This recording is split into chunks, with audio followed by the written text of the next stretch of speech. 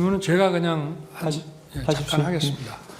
그 포고령과 관련해서 아마 제 기억에는 12월 1일 또는 2일 밤에 우리 장관께서 제 관저에 그걸 가지고 오신 거로 기억이 됩니다.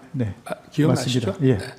그래서 그때 제가 써오신 그 계엄 선포문, 계엄 그 뭡니까 담화문하고 포고령을 보고 포고령에 뭐 사실은 법적으로 검토해서 손댈 거는 많지만 어차피 이 계엄이라는 게 길어야 하루 이상 유지되기도 어렵고 그러니까 이런 이 국가 비상 상황, 위기 상황이 국회 독재에 의해서 초래됐으니 여기 포고령 이거는 좀 추상적이기는 하지만 이론이 이런 것들이 추상적이기는 하지만 그런 어떤 상징적이라는 측면에서 집행 가능성은 없지만 이게 상해법규에도 위배되고 내용이 구체적이질 않아서 집행 가능성도 없는 거지만 뭐 그냥 놔둡시다라고 말씀을 드리고 그냥 놔뒀는데 뭐 기억이 혹시 나십니까? 예, 제가 이제 느낀 것은 대통령께서 평상시보다 이렇게 좀 꼼꼼하게 안 보시는 것을 제가 느끼면서 평상시 이제 대통령 업무를 하시는 스타일이 항상 법전을 먼저 찾으시거든요. 뭐 이렇게 보고가 들어오거나 참모들 하면 조금 이상하다 그러면 법전부터 먼저 이렇게 가까이 해서 좀 찾아보고 이렇게 하시는데 분명히 저는 그렇게 생각했는데 안 찾으시더라고요. 그래서 그렇습니다. 하여튼 이게 어쨌든 이거는 실현 가능성, 집행 가능성이 없는데 상징성이 있으니까 놔둡시다 이렇게 얘기를 한 거로 기억이 되고 또 그 왜 전공이 이걸 제가 왜 집어넣냐 웃으면서 이렇게 얘기를 하니 이것도 막 그런 측면에서 좀 어떤 계고한다는 측면에서 그냥 뒀습니다 해서 저도 웃으면서 그냥 놔뒀는데 그 상황은 기억하고 계십니까? 기억합니다. 지금 말씀하시니까 기억납니다. 지금 이제 국회 독재가 이런 망국적 위기 상황의 주범이라는 차원에서 질서 유지와 그 상징성 측면에서 국회군을 투입했지 않습니까? 그렇기 때문에 그와 연관해서 민주당을 생각했던 것이고. 예, 그렇습니다. 그리고 여론조사 중앙선관위를 스크린해보라고 했는데 거기에는 이 부정선거의 시스템 중에 한 축을 담당하는 게 여심위와 여론조사의 그 어떤 문제점 이런 것들도 같이 있기 때문에 대표적인 거로 이거를 연관해서 골랐던 거죠. 예, 맞습니다. 근데 그 계엄 선포한 날 저녁에 그 얘기를 저한테 해서 제가 절대 하지 마라. 민주당에 보낼 거면 국민의힘도 보내야 되고 그건 안 된다 하고 꽃도 제가 자른 거 그 얘기 들으셨습니까? 나중에 여론조사 꽃하고 여기 들여보내면 안 된다. 나중에 지시하신 것을 들었습니다. 이거는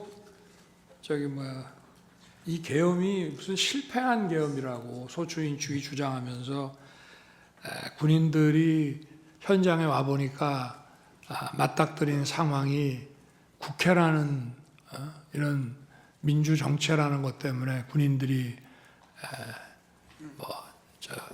임무를 제대로 수행하지 않은 것이라는 말씀을 하셨는데요.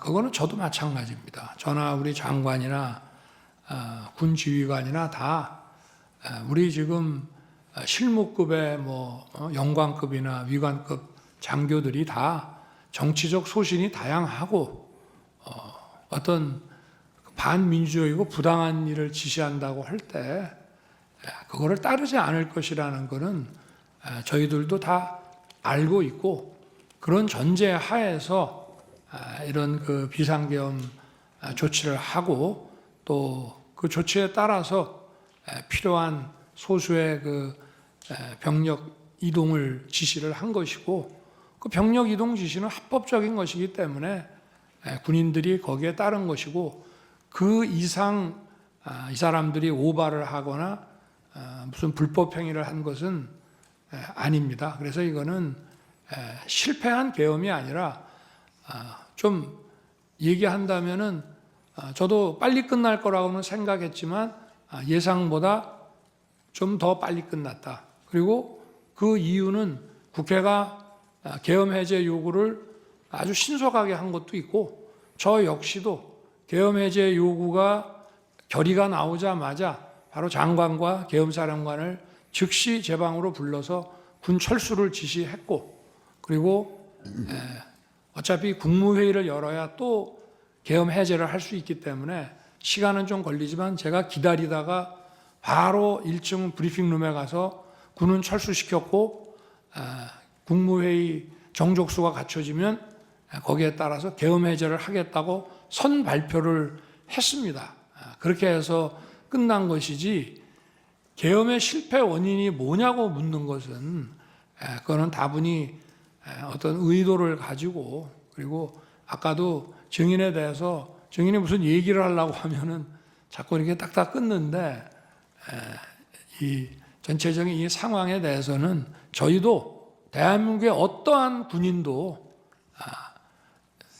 그 정치적 소신과 입장이 다양하고 민주적인 어떤 철학을 다 가지고 있다고 생각하고 있습니다.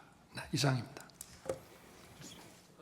국회의 존재를 부정하고 뭐 하는 그런 내용이라면은 저거는 기재부 장관이라는 거는 국회가 만든 예산을 그 예산 범위, 예산의 틀 내에서 무슨 일을 하는 것인데 저거를 만약에 굉장히 아주 극도의 정치적인 차원으로 이해를 한다면은 저거는 더구나 계엄에 대해서 반대를 하는 기재부 장관에게 줄 내용은 저는 아닌 것 같습니다. 그래서 기재부 장관에게 주무부처 장관이 저런 거를 전달했다 그러면은 저거는 좀 그 어떤 예산의 틀 안에서 한다는 취지로밖에 보지 않을 수 없는가 하는 게 저도 지금 문건을 보면서 갖게 되는. 근데 저기에 보면 네. 임금이라고 되어 있어서 네.